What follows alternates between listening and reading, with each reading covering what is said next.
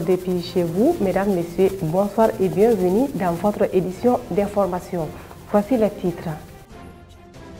L'atelier national sur les risques liés au blanchissement des capitaux et le financement du terrorisme s'est ouvert ce jeudi matin au CICB. Le gouvernement du Japon offre environ 1 milliard de francs CFA à notre pays pour lutter contre l'insécurité alimentaire. Le président turc Erdogan a reçu à Ankara le président du Conseil militaire de transition du Tchad.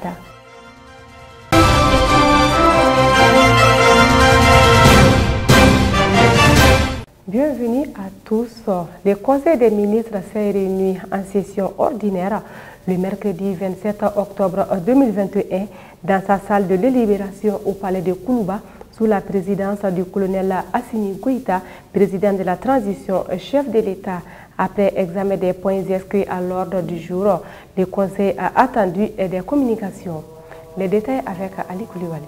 Au titre du ministère de l'Environnement, de l'Assainissement et du Développement durable, le ministre de l'Environnement, de l'Assainissement et du Développement durable a informé le Conseil des ministres de l'agression des cours d'eau par les activités d'exploration et d'exploitation aurifère par drague. Malgré l'interdiction de l'exploitation de substances minérales dans les lits d'eau par drague, force est de constater l'exercice illégal de l'exploitation de l'or par drague sur les fleuves Niger et Sénégal et sur certains de leurs affiliés. L'occupation des galeries forestières classées, la délivrance illégale par certaines organisations professionnelles de cartes d'exploitation des dragues, la perception de taxes à plusieurs niveaux et parfois par des acteurs n'ayant aucune qualité, la pollution par des produits tels que le mercure et le cyanure des cours d'eau partagés en violation des accords internationaux signés et ratifiés par notre pays, les eaux turbides et bouilleuses préjudiciables au système de pompage et d'exploitation de certains offices et sociétés, les conflits entre pêcheurs et chercheurs d'or par drague. Face à ces menaces, le Conseil des ministres a recommandé la poursuite des campagnes d'information et de sensibilisation des acteurs concernés, des opérations de déguerpissement des dragues, des missions de surveillance des cours d'eau après les opérations de déguerpissement, de la mise en œuvre effective des actions préconisées par le plan d'action de lutte contre l'exploration et l'exploitation aurifère par drague sur les cours d'eau, de la problématique de la gestion durable des déchets solides du district de Bamako et de la ville de Kati. La problématique de la gestion des déchets solides du district de Bamako et de la ville de Kati est caractérisée entre autres par l'accumulation des ordures ménagères, la création de nombreux dépôts sauvages, la stagnation des eaux usées et fluviales. Face à ces situations, le Conseil des ministres a recommandé la mise en place de commissions interministérielles de réflexion et de suivi de la mise en œuvre des actions de lutte contre l'exploration et l'exploitation de l'or par drague et de la gestion durable des déchets solides du district de Bamako et de la ville de Kati. Le ministre de la Santé et du Développement social a informé le Conseil des ministres de l'évolution de la maladie à coronavirus marquée par une augmentation du nombre de cas testés positifs par rapport à la semaine précédente. Le président de la transition, chef de l'État, a appelé la population au respect strict des mesures de prévention et de lutte contre la maladie. L'atelier national de dissémination du rapport de l'évaluation nationale des risques de blanchissement des capitaux et financement du terrorisme s'est tenu ce matin au Centre international des conférences de Bamako. Cette cérémonie était placée sous la présidence du ministre de l'économie et des finances. Vu son calendrier chargé, il fut représenté par le ministre des Mines, de l'Énergie et de l'Eau, Lamine Seydou Traoré. Reportage Aïssata Maïga Moussa Diallo. Depuis 2012, notre pays, le Mali, est en proie au terrorisme. Après plusieurs ateliers menés par le gouvernement, il ressort que le blanchiment des capitaux et le financement du terrorisme ont atteint un niveau élevé dans notre pays. À l'issue des travaux des groupes de l'évaluation nationale des risques et de l'atelier de validation tenu en août 2021, il ressort les niveaux de menaces et les vulnérabilités suivants. La menace de blanchiment de capitaux au niveau national ressort moyennement élevé. Les infractions sous-jacentes les plus importantes de la période sous revue sont le trafic illicite, drogue, médicaments et cigarettes, la fraude fiscale, douanière et bancaire, la traite des personnes et pratiques assimilées, les enlèvements, séquestrations et prises d'otages, les atteintes aux biens publics. Quant au financement du terrorisme, il ressort de l'analyse des données recueillies que le risque est globalement au niveau élevé, car la menace est en effet élevée et la vulnérabilité moyennement élevée.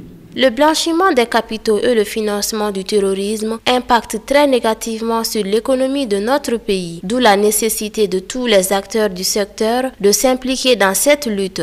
La lutte contre le blanchiment des capitaux et le financement du terrorisme n'est ni une affaire de la seule CENTIF, ni même une affaire du gouvernement seulement. La lutte contre le blanchiment des capitaux et le financement du terrorisme constitue une question de portée nationale, dont la réussite nécessite l'implication de tous les acteurs de la vie économique. En effet, l'impact du blanchiment sur l'économie demeure néfaste. Il est source notamment de concurrence déloyale, d'aggravation des difficultés des pays pauvres sous l'emprise criminelle. Il profite d'un dysfonctionnement du système financier et peut aussi être à l'origine de ce dysfonctionnement.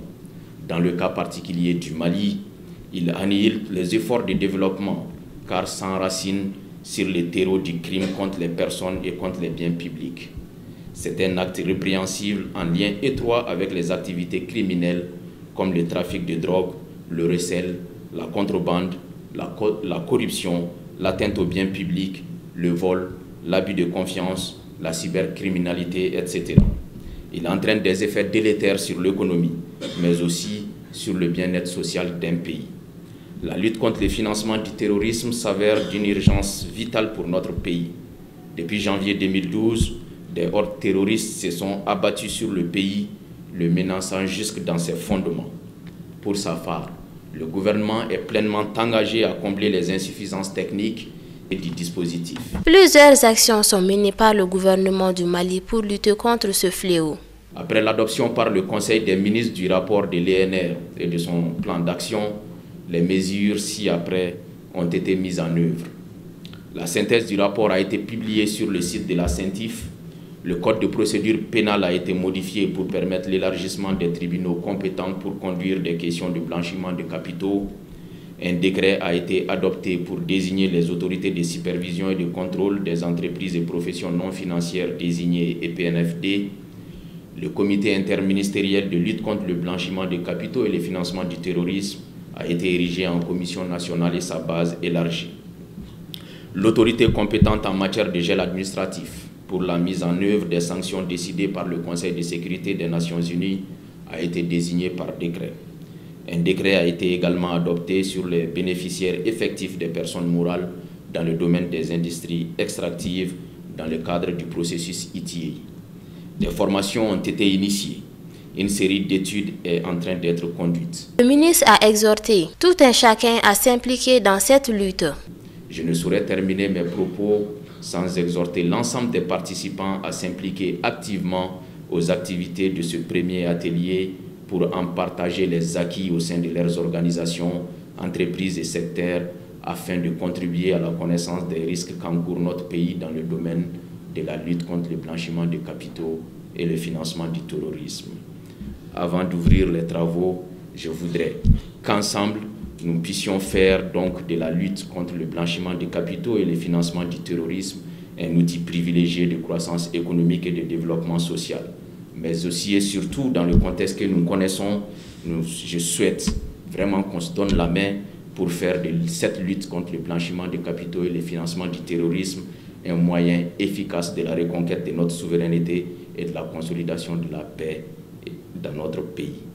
Le gouvernement du Japon a procédé avec le programme alimentaire mondial PAM à la signature d'échange des notes relatives au financement du programme d'assistance alimentaire 2021 en faveur du Mali. Cet appui d'environ 1 milliard de francs CFA non remboursables intervient pour faire face à l'insécurité alimentaire qui touche nos populations vulnérables. Abdou Ouattara. La cérémonie de signature qui s'est déroulée au ministère des Affaires étrangères et de la coopération internationale a été présidée par le secrétaire général du dit département Abdoulaye Tunkara en présence de l'ambassadeur du Japon Daisuke Kuroki, représentante et résidente du PAM au Mali, Madame Sally Haidok. Des montants d'environ 1 milliard de francs CFA non remboursables, ce programme a été initié par le PAM à la demande du gouvernement malien. Il vise à renforcer la résilience des jeunes filles et garçons en âge de scolarisation et faciliter leur accès à l'éducation dans les régions de Kidal, Gao, Tombouctou, Menaka, Mopti, Ségou et Kaye. Et c'est tout en satisfaisant leurs exigences alimentaires et nutritionnelles de base. Ce programme permettra également de satisfaire les besoins alimentaires et nutritionnels de base des populations affectées par la crise, y compris les réfugiés et déplacés internes, dans les zones ciblées pendant et après la crise. Cette assistance alimentaire est composée de 740 tonnes de riz et 120 tonnes de conserves de poissons provenant du Japon.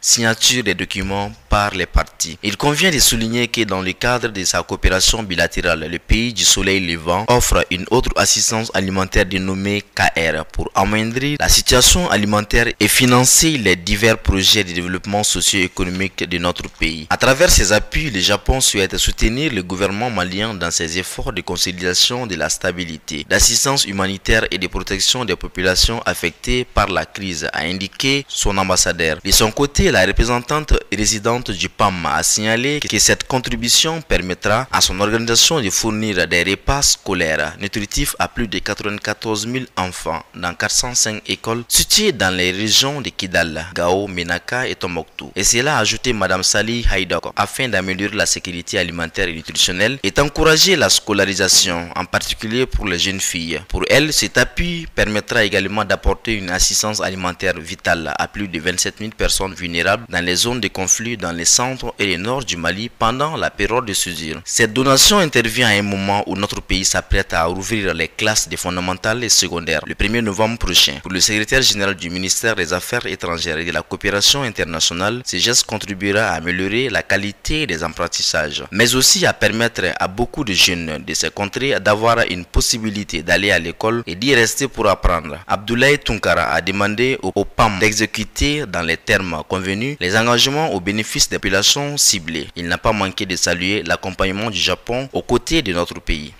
La solidarité humaine est un sentiment de responsabilité et de fraternité entre tous les êtres humains. Dans notre pays, le mois d'octobre est consacré à la solidarité et de la lutte contre l'exclusion. Alors, quelle est la position de l'islam par rapport à la solidarité? Suivons les explications avec l'islamologue Alassane Modiboba. La solidarité est d'une impérieuse nécessité dans l'enseignement islamique. La solidarité fait partie des objectifs principaux que l'islam s'est assigné dès au début. Az-Zakat étant un fondement, l'un des 5 fondements, l'un des 5 piliers de l'islam, n'est en réalité autre chose qu'une belle illustration de la solidarité entre les musulmans et voire même entre les musulmans et les autres qui ne sont pas forcément musulmans. Très haut, Allah subhanahu wa ta'ala nous dit dans la sourate Al-Mujadala wa ta'awanu ala al-birri wa taqwa wa la ta'awanu ala al-ithmi wal udwan. Aidez-vous sur la piété et les bonnes actions. Ne vous réunissez pas sur le péché et ce qui ne plaît pas à Allah subhanahu wa ta'ala. Donc ceci nécessite en réalité la solidarité étant un fondement en islam est bel et bien encadré par l'islam. La solidarité a besoin d'être animée par une bonne foi et une bonne intention. Certes, un mois ne suffit pas pour exercer la solidarité, exercer les actes charitaires dans la communauté. Mais à mon entendement, c'est un bel exercice qui nous permet d'apprendre beaucoup pendant un mois et exercer également les enseignements tirés de ce mois. Quand vous faites une comparaison entre ce seul mois de solidarité dans notre système et le mois de Ramadan par exemple,